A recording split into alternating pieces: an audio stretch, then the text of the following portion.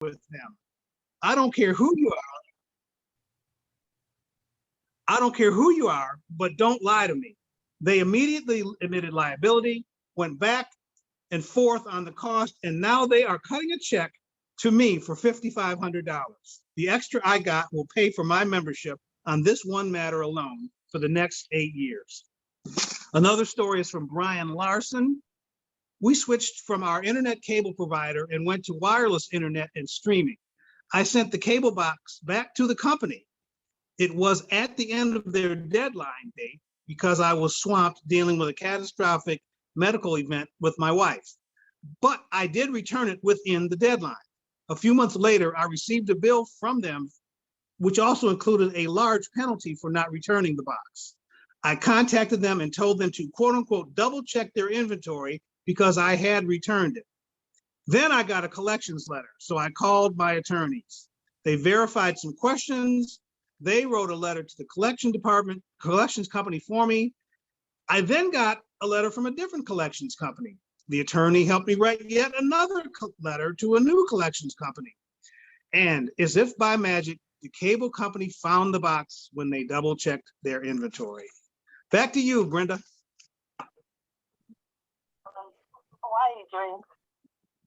Muted again. Wow, forgive me, everybody. I'm having spasms. Thanks, John. That's the nature of our business. That's how we protect families, is through stories. So we really need stories. And thanks, John. And I'm going to go out to Jane now. Jane. Good evening, everyone. I am so excited tonight. We have something very different tonight. The person that you're about to meet is it's the power of being connected on LinkedIn. This woman is so incredible. And I first met her because I saw the title of her book, which I've talked about on this call many times. It's called, Did You Say Something, Susan? And it made me laugh. And I then connected with her, and her name is Paulette Dale. And she is out of South Florida, which is where I also grew up. Paulette is a professor emeritus at the Miami-Dade College. She is a English, I can't even speak it, English language specialist with the US State Department. And I want to go right out to her because she just has some wonderful information for us about helping women to be more assertive and confident. Okay, my turn? Your turn. And men too. So good evening, everybody. Jane, you may have been born in Florida and grown up there, but I hear that Texas twang for sure in the speech. So good evening, everybody. And thank you so much for inviting me. So let me begin by dispelling, there's a lot of misperception and misconceptions about what assertiveness is. So I have a question for you. You could raise your hand or nod. Has anybody ever heard someone call someone else too assertive? Or maybe you've been called too assertive. Okay, I see a couple of hands. Well, that's impossible. And here's why. Assertive communication is polite, respectful communication. How can anybody be too polite or too respectful? So unfortunately, there's a lot of misperceptions, and some folks equate assertiveness with aggressiveness. Another example of how people have this misperception is when they hear I've written a book on assertive communication. Some people will often say to me, oh, I don't need your book. I'm already really good at letting people have it when they're out of line. Well, assertive communication is not about letting people have it when they're out of line. It's about speaking up for yourself, speaking up if you've been treated unfairly. It's about saying no to inconvenient or unreasonable requests. It's about speaking up when you see an injustice. It's about confidently raising your hand at a meeting to make a contribution, make a suggestion, to ask a question. It's about giving praise to others when praise is due.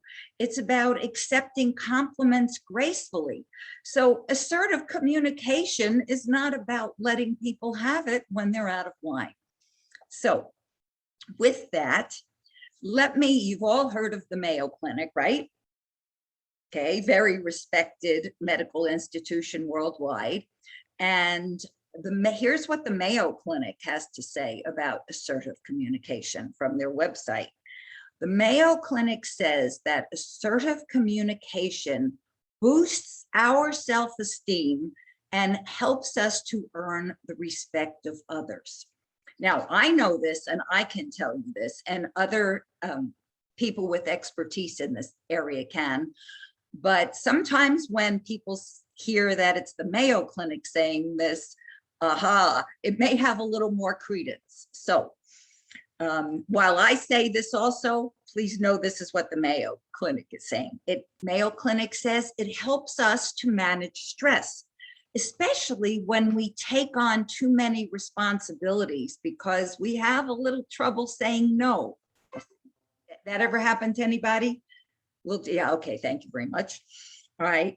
The Mayo Clinic further states that assertive communication helps us to avoid internal conflicts. Now, internal conflicts can cause emotional problems and physical problems. And that statement about how it helps us avoid internal conflicts reminds me of the saying, when we bite our tongues to keep the peace, we start a war within ourselves. So when we don't speak up because we're afraid of rocking the boat, or we're afraid of, again, we want to keep the peace, we create a lot of internal conflict within ourselves. And the Mayo Clinic describes, and I'm sure you have experienced some of these symptoms, that internal conflict can cause stress, it can cause resentment, it can cause seething anger, it can cause feelings of victimization. We feel like a victim when we're put down or when we're unfairly criticized and we don't speak up on behalf of ourselves or let someone know what they're saying may be inappropriate. And it also, according to the Mayo Clinic, I found this interesting, can cause us to have a desire to exact revenge. Definitely not healthy feelings to have, are they? Okay, so the Mayo Clinic promotes assertive communication as the healthiest communication style. It offers us so many benefits with virtually no downside. What does it do? What are some of these benefits? Well, it helps us to gain confidence and self-esteem. It helps us to understand and recognize our own feelings. It helps us earn respect from others. It helps us to improve our own communication. It helps us to create win-win situations. And I will give you an example in a moment. It helps us to create honest relationships. And it also helps people gain more job satisfaction. A lot of good stuff with no downside. The only downside I hear sometimes is when people say to me, well, assertive communication doesn't always work. Well, this is true, but nothing always works. And the thing is, it works most of the time. But what it always does is it always leaves us feeling better about ourselves for having made the effort to speak up. All right, so let me differentiate the three basic styles of communication. There's the passive communicator, there's the aggressive communicator, and there's the assertive communicator. A passive communicator conveys the message, I'm nothing. What I want doesn't count. You're the important one. What you want counts. An aggressive communicator conveys the message, I'm the important one. What I want is all important, and what only counts is what I want. What you want doesn't matter. You're not important. And an assertive communicator conveys the message, I'm important. What I want counts, and you're important too. What you want counts also. Let me give you an example. Let's say a friend of yours, you and your friend are going somewhere in your car, and your friend asks if, is a cigarette smoker, and asks if they could smoke in the car. And cigarette smoke bothers you, makes you feel bad, you have an allergy, whatever. A passive communicator would say, yeah, sure, go ahead. And then what? Then you feel annoyed with yourself later, and you don't feel good, and you feel annoyed with yourself for your lack of speaking up for yourself. An aggressive communicator might say, what a disgusting habit. How dare you ask me? You'll smell up my car, etc. I can't believe you even asked that question. Okay. An assertive communicator would say, thanks so much for asking me. I prefer you didn't smoke in my car. And I'll tell you what, let's get on our way. And if you feel the need to have a cigarette, let me know. I'll pull over, stop. You could get out, have a smoke, and we'll continue on your way, our way. It's win-win. The assertive communicator is respecting themselves, what they want, and also what the other person wants. Okay, so there's some myths about, Jane asked me to speak a bit about assertive communication and about confidence. And I thought it might be helpful to discuss a couple of myths about assertiveness and confidence. And one myth one is that people are either born with it or not. Not so. That people with strong self-confidence don't have to develop it because it comes naturally to them. You know, nothing is further from the truth. No one is born being assertive. No one is born being self-confident. Assertiveness and confidence are skills, and they can be increased with knowledge and practice. Myth 2.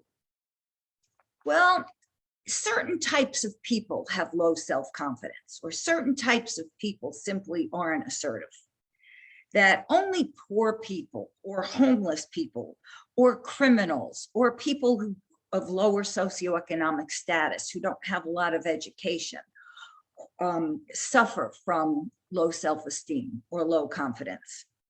So this myth implies that low self-confidence comes from negative surroundings, that people from negative surroundings will not be able to develop assertiveness or good self-esteem. And the flip side is the myth also implies that wealthy or advantaged people are more likely to have high self-confidence. Not true. Movie stars, some brilliant people suffer from terribly low self-esteem. Beautiful, physically beautiful movie stars and singers we know have committed suicide because they have no confidence and they suffer from low self-esteem. So it's a myth that low self-confidence can occur in anyone, regardless of their race, their gender, their physical beauty, or their socioeconomic class. And basically, one other common myth about self-confidence and assertiveness is that, well, that's really hard to get that. It's difficult to gain confidence and assertiveness. So believing this myth, what it does is it prevents people from developing strong self-confidence and assertiveness because they think it's a painful process that will take years. And this isn't true at all either. It can happen quite quickly once we begin to work on these skills. We can identify the events in our lives that make us feel intimidated or unworthy. We can learn to reframe them so that they don't diminish our feelings about ourselves. And we can become skilled at positive self-talk. And by doing so, we can begin to see ourselves in a new light that nurtures ourselves rather than diminishes ourselves. So these skills are not difficult to learn. We just need to delve into them and to practice them and to do a bit of trial and error. Sometimes we'll overdo it at first and sometimes we'll underdo it. And finally, we'll get it just right. And before we know it, they'll begin to feel completely normal and natural. So with that bit of an overview of assertive, I can speak about this topic for hours. I've written a book about it, many articles, published articles. So I thought I'd leave you with those thoughts, that being able to develop assertiveness and self-confidence, it's not something we're born with. It's a skill that anyone can learn, that it's not a matter of certain types of people who suffer from low self-confidence, lack of assertiveness. Anyone can suffer from poor confidence and lack of assertiveness. And it's not that difficult to develop once we make the commitment to start working on it. So with that, Jane, I don't know if it's appropriate to ask for any questions, or I know you have a meeting to continue on with. Yeah, thank you so much. No, Paulette, if anyone does have a question, I'll let them raise their hand. You're right, we do have other things to do. Lee, go for it. And by the way, I've put in the chat a link to Susan's book, Paulette's book, I'm sorry. Thank you. To Susan's book, right? No, it's in the chat. Okay. I was actually clapping. I wasn't raising my hand. That was You a were clap. clapping. Thank Oh, you. good. Yeah. Well, I'm glad Thank you clapped. Thank you. All Thank right. Thank you so much, Paulette. So with Okay. that, With y'all- that, let me just say, guys, I'm on LinkedIn. Please connect with me, message me anytime with any questions or comments you might have. If you ever have a communication conundrum that you would like me to help you brainstorm privately, please contact me via messaging on LinkedIn, and I'll be delighted to help brainstorm with you. So you can thank you. gladly, if you have your LinkedIn link, you can put it in our chat there. That would be. Oh, I don't. It's like, Okay. just go to LinkedIn. I'm not on premium, so anybody could connect with me. So just check out my name, Paulette Dale. And Question I'm always asked is, what was that? Whoops, that was me pulling up your link and you started talking. I'm Oh, sorry. so what I say is, that's my LinkedIn video, and I will Okay. let you go. But the question I'm always asked is, who's Susan? My book is called Did You Say Something, Susan? How Any Woman Can Gain Confidence with Assertive Communication. And it goes for men too. And so the question I'm always asked is, who's Susan? Well, Susan is every woman. You're Susan, I'm Susan, who has ever kicked herself for being too timid or too reluctant to speak up in a situation. Does that sound like anyone you know? So with that, I'll say good evening, and I'll look Thank you so forward much. to hearing from you. My pleasure. Good night now. Thank you. Good night. Thank you.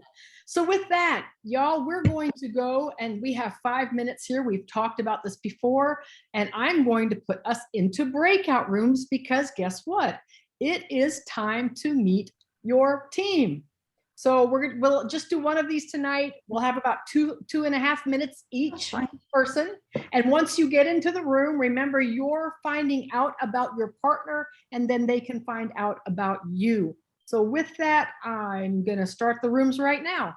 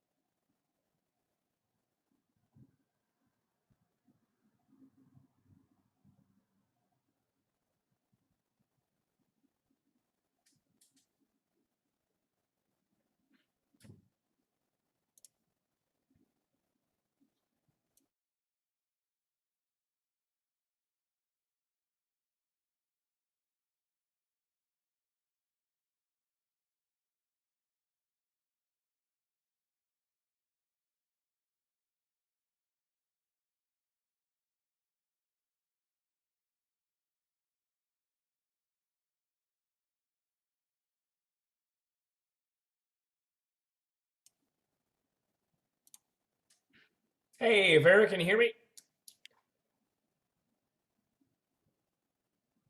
Okay, I can hear you now. I'm having some pizza. I'm sorry. Okay, cool. No worries. No worries. So real quick, give me a rundown. Vera, how long you been with the company?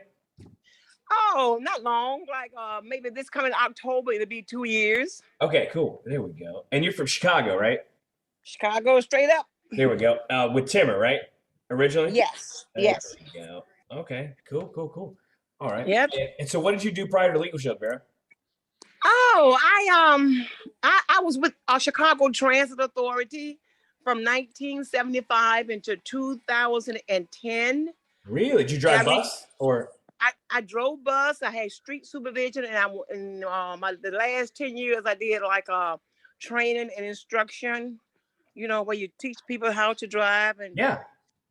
stuff like Okay. this. And So how long? How many years total did you say that with? it was approximately 33 and a half years. Woo! All right. So I started when I was about 22.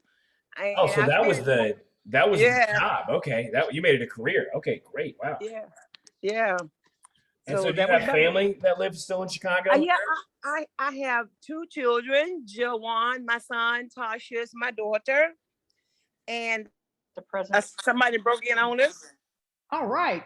With that, everyone is back in the room. We had a couple of little glitches here, which we will iron out over time. I hope did everybody get something out of that? Meet somebody new? No? No. Now I'm seeing a couple of hands. Awesome. I love it. So with that, we will continue to do that so that everybody can meet this team. Everybody can get to know each other. And that's going to help you also with 3-way calls, things like that. Glad you could all be here. So tonight, I don't know if anyone watched the leadership show. We have so many team members going to Hawaii. It's really exciting. I see Sheila there, Timmer, and I can't even go through all the names. You'll watch the leadership show tomorrow. Great stuff going on. It was exciting tonight. And with that, we're going to go out tomorrow, of course. Tomorrow morning at 8 a.m. as always is our morning stretch call. Tomorrow evening will be the team Zoom. And I am going out to Matt for our closing video.